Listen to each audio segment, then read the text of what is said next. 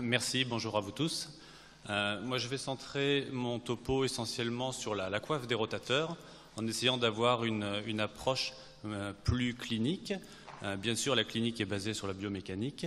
On va rester un peu plus sur la clinique de cette fameuse pathologie de la coiffe des rotateurs, qui est vraiment très importante, notamment dans le BTP.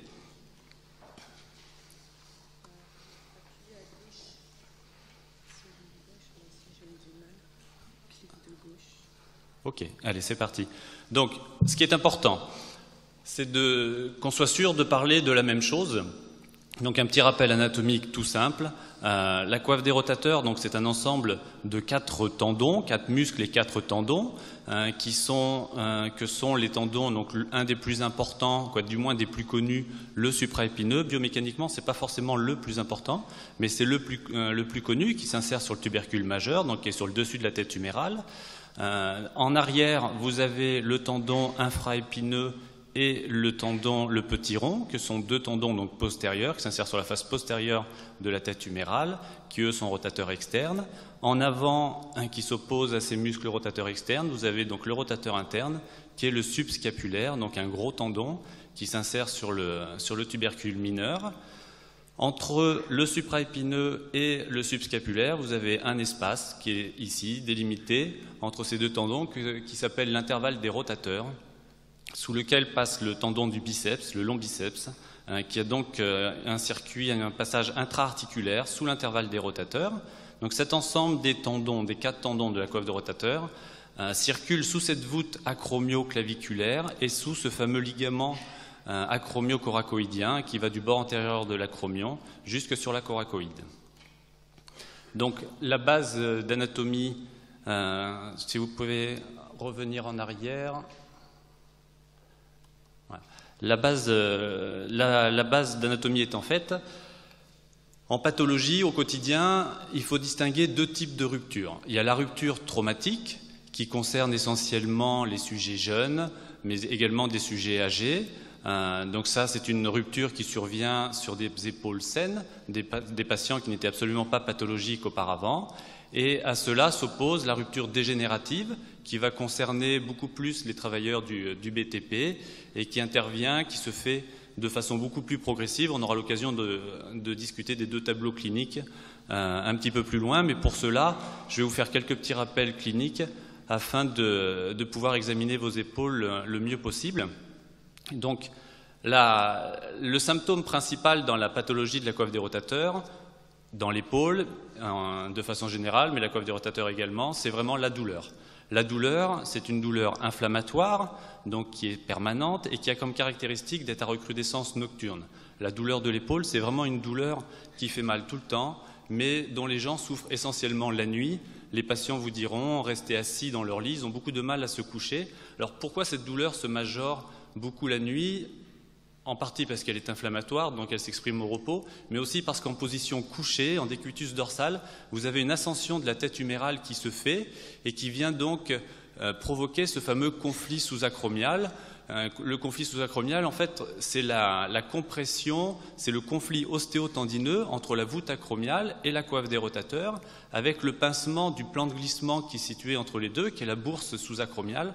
Et donc ce conflit sous-acromial s'exprime d'autant plus que les patients sont en décutus dorsal. Donc c'est pour cela que la douleur s'exprime beaucoup la nuit et empêche les patients de dormir. Donc comment mettre en évidence le conflit sous-acromial? Il y a 3 signes bien connus, que sont les signes de Neer, de Hawkins et de Yukum, que vous retrouvez sur cette diapositive. Le plus connu, le plus facile à réaliser, celui-ci, le signe de Neer, qui en fait est une douleur en fin d'élévation passive de l'épaule. Donc ça, ce sont 3 signes cliniques qui ne nous permettent pas de dire il y a un problème de la coiffe des rotateurs. Ces signes cliniques nous disent il y a un conflit sous-acromial. Nous, on est dans le cadre de la coiffe des rotateurs, mais une tendinopathie calcifiante de l'épaule, d'autres pathologies peuvent également donner un conflit sous-acromial. Donc ça, ce sont vraiment 3 signes non spécifiques de la coiffe, mais spécifiques du conflit. Donc là, le signe de Neer, qui est l'élévation, la douleur en fin d'élévation antérieure du bras, c'est vraiment lorsque vous arrivez en haut que le patient va vous dire « aïe ». va vous dire stop. Le signe de Hawkins qui est, vous mettez votre bras en abduction à 90 degrés avec le coude également à 90 degrés et vous faites des mouvements du bras de votre patient. Donc ça c'est de la mobilisation passive, c'est vous qui faites le mouvement au patient et vous faites rouler en fait la coiffe supérieure sous la voûte acromioclaviculaire et vous provoquez une douleur s'il y a un conflit sous-acromial. Pareil avec le signe de Yukum, vous demandez à votre patient de mettre la main sur l'épaule contralatérale, de lever son coude contre résistance. Il faut imprimer une résistance sur le coude, lui demander de lever, et si conflit il y a, cela va provoquer la douleur. Après, un peu plus spécifique donc de la coiffe des rotateurs, il va falloir examiner les mobilités. Alors bien entendu, comme on disait tout à l'heure, il faut examiner le patient déshabillé, c'est très important. Classiquement, moi j'ai l'habitude de me mettre derrière le patient. Il faut commencer par l'étude des mobilités passives, savoir si rechercher une raideur. La raideur, c'est vraiment... Alors, moi je parle en termes de chirurgien, c'est vrai que c'est l'ennemi de tout, parce qu'une épaule raide avant une chirurgie sera raide après une chirurgie. Donc il est très important pour qu'une chirurgie ait toute chance de bien fonctionner, d'intervenir sur une épaule souple. Donc c'est l'étude des mobilités passives qui va vous permettre de définir cette souplesse, qui va permettre de définir, comme on a dit tout à l'heure, l'existence ou non d'une capsulite rétractile par la perte de la rotation externe passive coude au corps. Après, on va étudier de façon plus spécifique chacun des tendons de la coiffe des rotateurs. Donc là, c'est de l'étude de la mobilité active. On va commencer souvent par le tendon supraépineux. Donc le tendon supraépineux, on a dit tout à l'heure, c'était celui qui s'insère sur le dessus de la tête humérale. Lui, il est élévateur latéral avec le deltoïde, mais son rôle est vraiment un rôle d'élévation latérale du bras. Et pour le tester, c'est le test, la fameuse manœuvre de Job, le test de Job, qui se fait patient debout, les deux bras à 90 degrés d'élévation, avec un petit peu d'antéflexion, les bras vers l'avant, le pouce vers le bas, et vous imprimez une résistance sur les bras du patient vers le bas, qui lui doit lutter contre cette résistance. Et alors, plusieurs possibilités. Soit ce test imprime une douleur, donc on est plus dans le cas d'une tendinopathie, d'une souffrance inflammatoire du tendon, soit le patient a une rupture de ce tendon, et auquel cas il aura du mal à se mettre le bras à 90 degrés d'élévation. Mais vous pouvez avoir des patients avec des ruptures complètes des tendons, même de tous les tendons, et avoir des mobilités actives strictement normales. On y reviendra tout à l'heure. Donc c'est toujours difficile, sur les simples examens cliniques, d'être complètement affirmatif sur rupture ou pas rupture. Mais il n'empêche que un déficit d'élévation active latérale du bras va dans le sens d'une lésion du tendon supraépineux. De la même façon, il faut étudier l'infraépineux, le rotateur externe. Lui, il va s'étudier en rotation externe, donc coude au corps, la fameuse position RE1, qui est la position coude au corps. Vous demandez à votre patient de faire une rotation externe active, que vous pouvez également faire contre résistance. Il y a le fameux signe du clairon, qui est cette impossibilité qu'a le patient d'amener la main à la bouche sans élever le coude pour compenser son déficit de rotation externe lié à sa rupture du rotateur externe. Donc ça, le signe du clairon est un signe de rupture du tendon infraépineux. Ensuite arrive l'étude du tendon subscapulaire, donc le rotateur interne, celui qui est à la face antérieure de la tête humérale. Lui, il est rotateur interne, donc pareil, coude au corps. Vous allez demander à votre patient de faire une rotation interne, d'amener la main sur le ventre, contre résistance. Un test qui marche bien, c'est de demander le test de Gerbert. Vous demandez à votre patient de mettre la main dans le dos. Et une fois la main dans le dos, il doit, comme sur le haut de l'image, être capable de décoller, alors soit de décoller la main du dos, soit vous lui prenez la main, vous la décollez vous-même de son dos, et vous lui demandez de rester dans cette position. Et s'il est incapable que sa main vient retaper le dos, vient s'appliquer contre le dos, qu'il n'est pas capable de garder la main décollée du dos, c'est qu'il y a un déficit de votre tendon subscapulaire. Mais là encore, vous pouvez avoir une rupture du tendon subscapulaire et avoir ce test strictement normal, donc c'est toujours difficile d'être affirmatif à 100%. Et enfin, l'étude du biceps, le long biceps qui fait partie de beaucoup des douleurs de cette épaule, qui est souvent pathologique lorsqu'il y a une rupture de la coiffe des rotateurs, puisque, comme on a dit tout à l'heure, anatomiquement, le biceps se situe juste sous l'intervalle des rotateurs. Donc l'étage en dessous de la coiffe, il y a l'acromion, il y a la bourse. vous avez votre coiffe des rotateurs, et avant de toucher la tête humérale, on verra sur une vidéo tout à l'heure, vous avez le biceps. Ce qui fait que lorsque votre tendon de la coiffe des rotateurs est rompu, ce ne sont plus vos tendons qui sont exposés sous la voûte acromiale, mais c'est à son tour le biceps. Donc c'est lui qui va se rompre, ou du moins s'abîmer à son tour, et c'est pour ça que lorsque vous avez un patient qui a une rupture du biceps, alors on peut avoir une rupture spontanée du biceps, traumatique, quel que soit l'âge, sans avoir d'autres lésions tendineuses associées, mais dans ces ruptures dégénératives dans le cadre du BTP, souvent la rupture du biceps en fait n'est que la conséquence, la suite logique d'une rupture de la coiffe des rotateurs déjà évoluée, d'une rupture du tendon supraépineux. Le supraépineux étant rompu, à son tour le biceps est exposé au conflit et à son tour il va se rompre. Donc se dire, si mon patient arrive avec ce fameux signe de Popeye, qui est cette boule que vous connaissez tous sur le bras, est-ce qu'il ne s'est pas déjà fait en plus une rupture de son tendon supraépineux, ce d'autant plus si cette rupture du biceps survient progressivement sans traumatisme bien particulier. Donc cela nous permet de définir deux tableaux cliniques, deux formes cliniques essentielles. J'ai repris volontairement la dénomination de la sécurité sociale, que vous connaissez mieux que moi. Donc on se retrouve avec des tableaux de tendinobursite à coiffe non rompue ou à coiffe rompue. Il y a quelques années, alors là j'essaye de me concentrer sur les patients du BTP. Il y a quelques années, si j'avais fait cette diapositive, à mon avis, j'aurais pas mis cette tendinobursite à coiffe non rompue. C'est vrai qu'au début de mon expérience, tous les patients du BTP qui arrivaient avec la pathologie de la coiffe des rotateurs étaient dans cette catégorie-là, à coiffe rompue. On en voyait très peu comme ça. Or, de plus en plus, à la consultation, je vois des patients avec des tendinobursites, des tableaux inflammatoires, mais avec des coiffes conservées. Est-ce que c'est parce que les patients sont plus attentifs à leur douleur, les médecins généralistes prennent mieux en charge les patients plus tôt, cherchent à avoir des avis plus tôt? Est-ce que c'est parce qu'aussi les consultations de rhumatologie sont un petit peu embouteillées et du coup on vient voir le chirurgien un peu plus facilement qu'on peut voir son rhumatologue?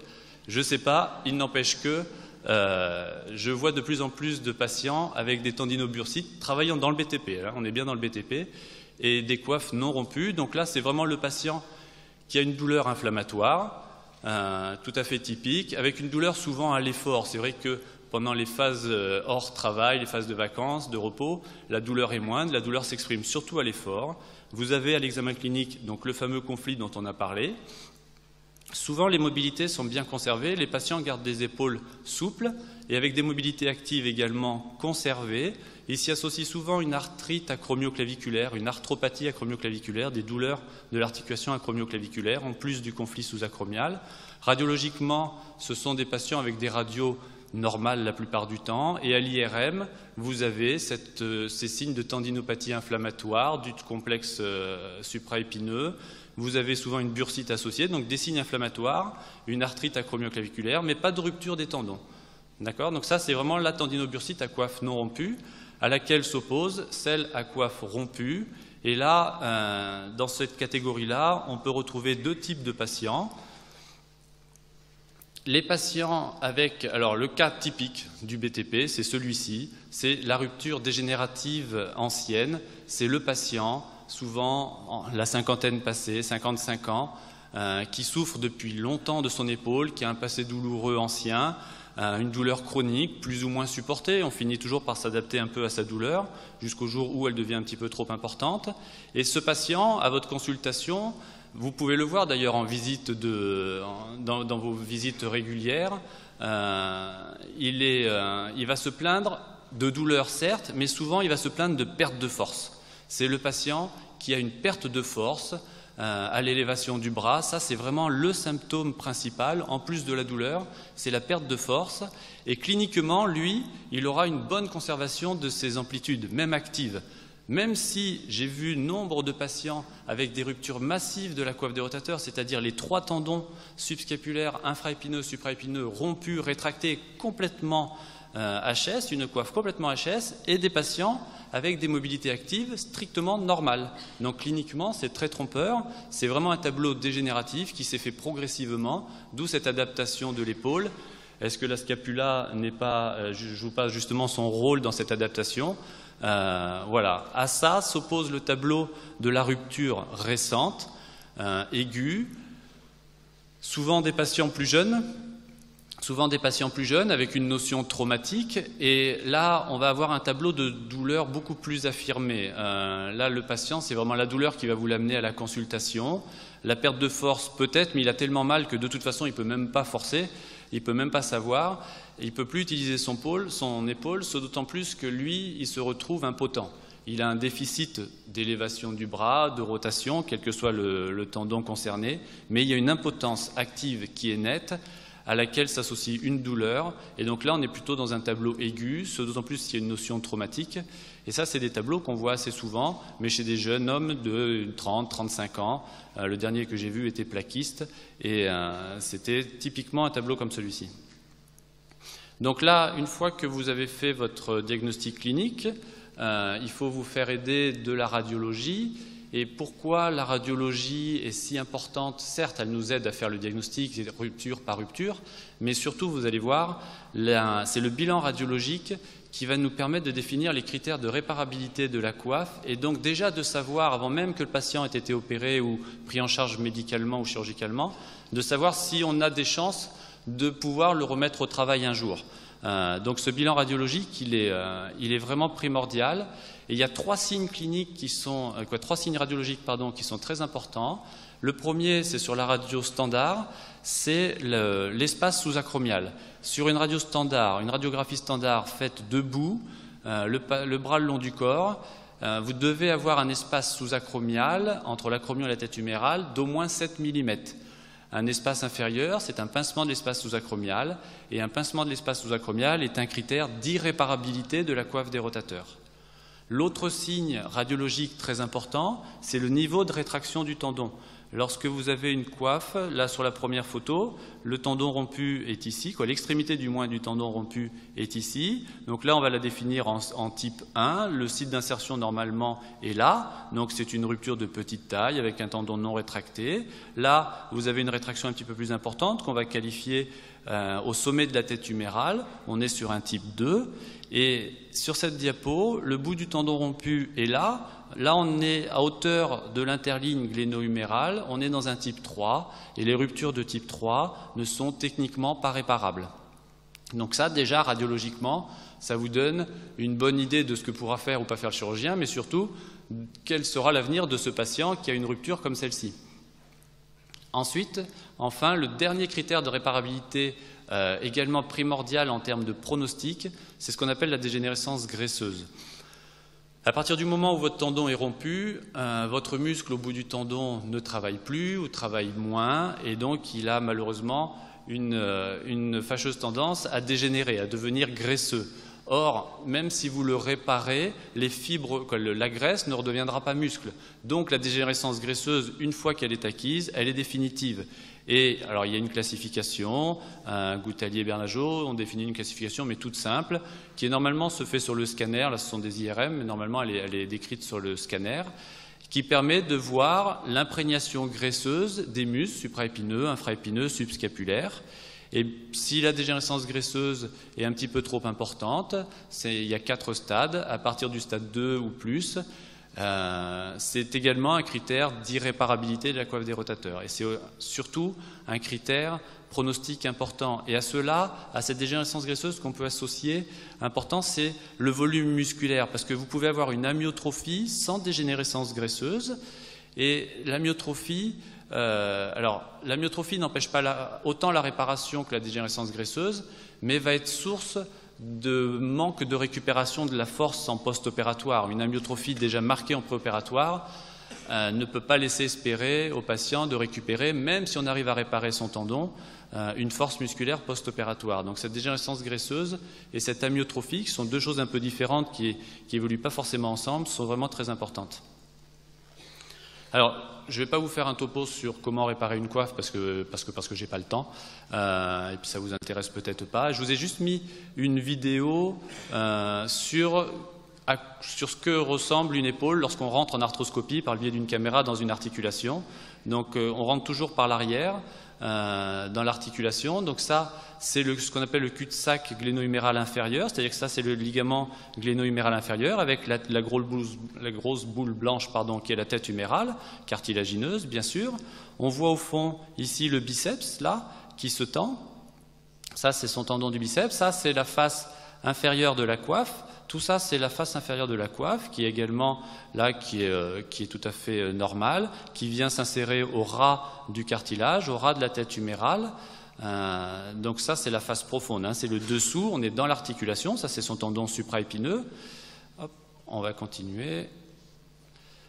Donc quand il y a une rupture, la rupture se fait ici, il y a un trou à ce niveau-là. Ça, c'est le tendon du biceps. Là, au fond, on a le tendon subscapulaire, qui est également blanc, qui est tendu. Lui, c'est le rotateur interne, il est devant. Entre ce tendon subscapulaire et puis le biceps, il y a l'intervalle des rotateurs. Et là arrive la glène, donc, qui est également cartilagineuse, avec le tendon du biceps qui vient s'insérer au sommet de la glène. Ça, c'est le bourrelet. Donc ça, c'est le bourrelet supéro-antérieur qui fait le tour de la glène. Il y a le bourrelet antérieur, inférieur et postérieur. Et le biceps qui est là et qui va plonger devant dans la gouttière du biceps, là-bas. Donc là, on est en tendon supraépineux. Au-dessus du biceps, c'est l'intervalle des rotateurs. Et ça, c'est la tête humérale. Voilà. Ça, c'est à ça que ressemble une articulation normale vue de l'intérieur. Alors, quel avenir en post-opératoire pour ces épaules opérées? J'ai essayé, je me suis basé sur une étude faite par des collègues lyonnais, l'équipe de Walsh, qui ont pris 262 patients qui étaient soit en accident du travail, soit en maladie professionnelle, que des patients d'AT ou MP, qui ont été étudiés par cette équipe.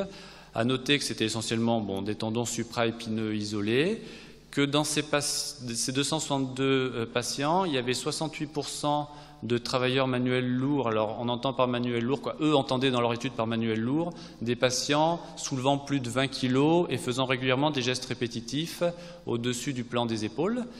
Et parmi ces 68 patients de travailleurs dits manuels lourds, il y en a 58 patients qui ont pu reprendre leur poste de travail à l'identique. Donc, ce qui, ma foi, n'est pas si mal que ça, mais il y a quand même 4 patients sur 10 qui n'ont pas repris leur poste de travail.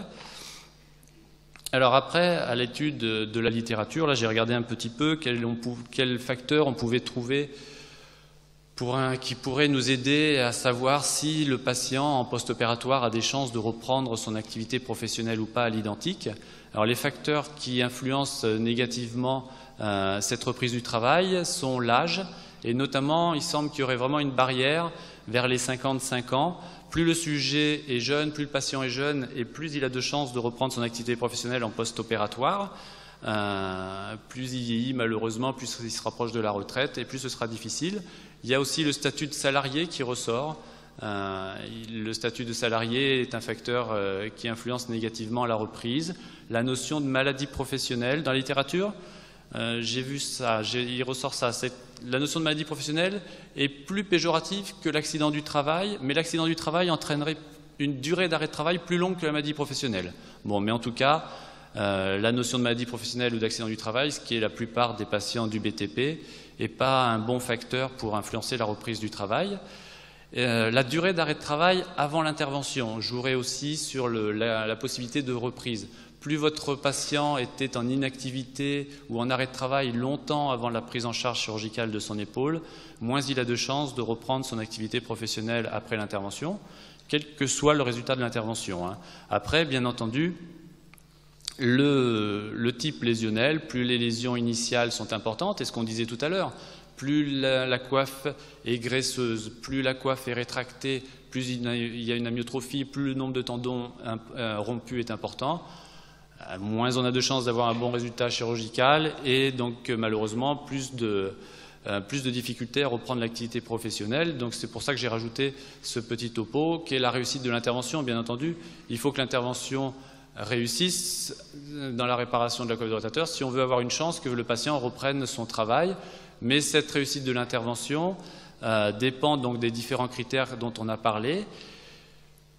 Et on voit aussi à l'étude des différents articles que ce n'est pas parce que l'intervention a marché, du moins en termes subjectifs. Il y a beaucoup d'études qui montrent des résultats subjectifs très bons, avec des patients satisfaits, mais pas pour autant capables de reprendre leur travail.